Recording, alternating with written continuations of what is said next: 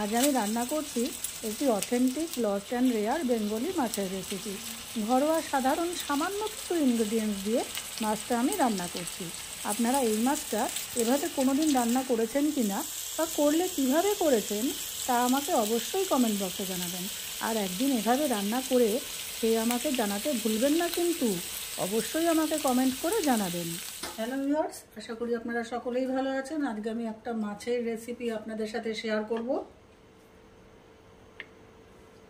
এটা বোয়াল মাছ। সবাই অনেকেই অনেকভাবে রান্না করেন, সবাই জানেন এটা কীভাবে রান্না করতে হয়, কিন্তু আজকে আমি যেভাবে রান্না করব এটা একটা আলাদা পদ্ধতি। আমি চেষ্টা করছি যে একই মাছ একই রকমভাবে না খেয়ে আমরা একটু যদি আলাদাভাবে রান্না করতে পারি, সেইটা আমি চেষ্টা করছি। আচ্ছা, প্রথমে আমি মাছটাকে ম্যারিনেট করব।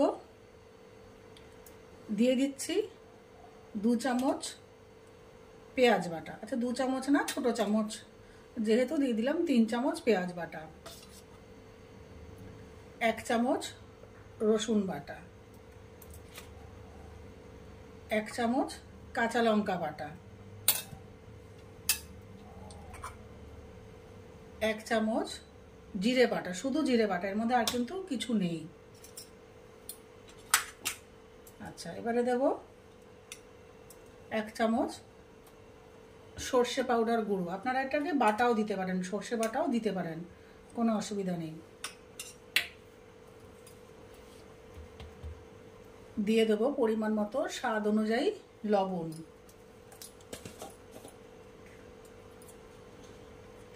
দেব হলুদ। এবার এইগুলোকে দিয়ে আমি খুব ভালো করে মাছের পিসগুলোকে আমি ম্যারিনেট করব। আপনারা যদি মাছ বেশি হয় মশলার পরিমাণটা অবশ্যই বাড়িয়ে নেবেন।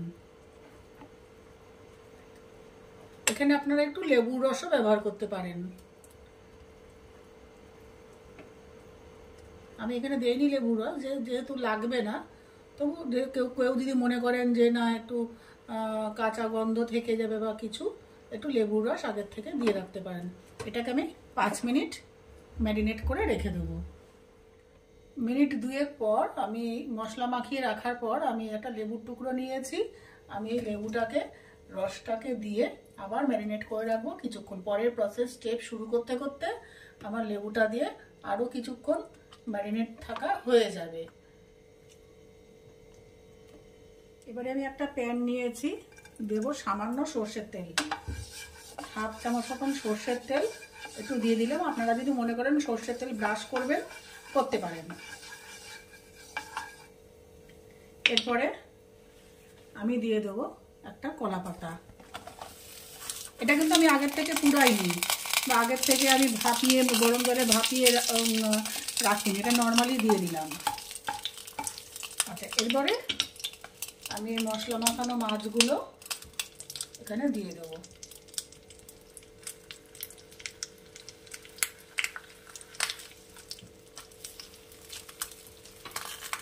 পুরো মশলাটা দিয়ে দেবো।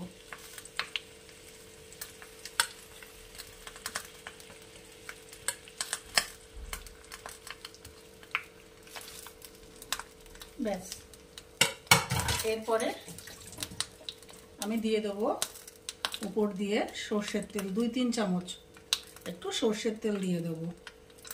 বড় চামচের 2-3 চামচ একটু সর্ষের তেল দিয়ে দিলাম। আমি হাতের আন্দাজে দিলাম, আপনারা যদি হাতের আন্দাজে বা নিউ বিগিনার্স রান্না করছেন তারা মেপেই দেবেন।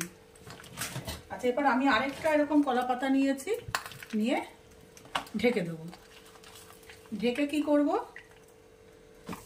ঢাকনা দিয়ে দেবো। এবারে এটা হাই ফ্লেমে আমি 2 মিনিট রান্না করব, পুরো পাক্কা 2 মিনিট আমি এটাকে হাই ফ্লেমে রাখবো। তারপরে আমি ঢাকনাটাকে ওপেন করব। চলে আসছি পরের স্টেপে। 2 মিনিট পর আমি ঢাকনাটাকে খুললাম। দেখুন,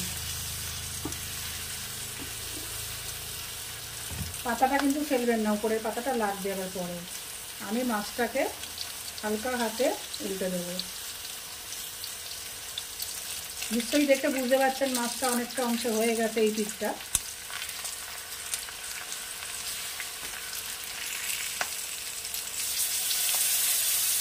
এত দুর্দান্ত স্বাদের হয়, এত অপূর্ব খেতে হয়।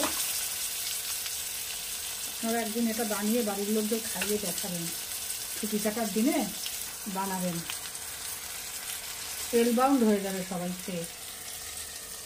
আবার চাপা দিয়ে দিলাম, আবার হাই ফ্লেমে আমি এটাকে মিনিট দিয়ে আবার রান্না করব, করে আবার ফিরে আসছি আপনাদের কাছে।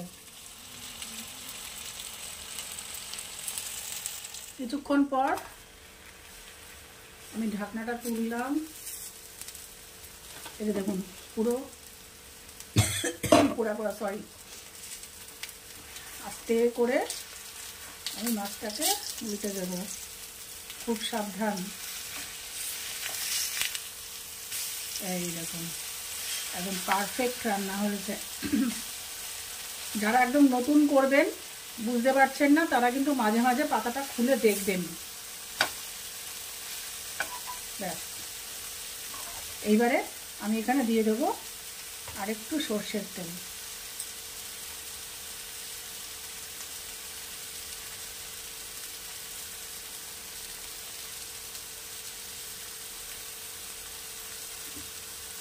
আপনারা যদি মনে করেন এখানে কটা কাঁচা লঙ্কা দেবেন, কটা চেরা কাঁচা লঙ্কা এর মধ্যে দিয়ে দিতে পারেন, আপনাদের ঝাল কেমন খান তার উপর নির্ভর করে।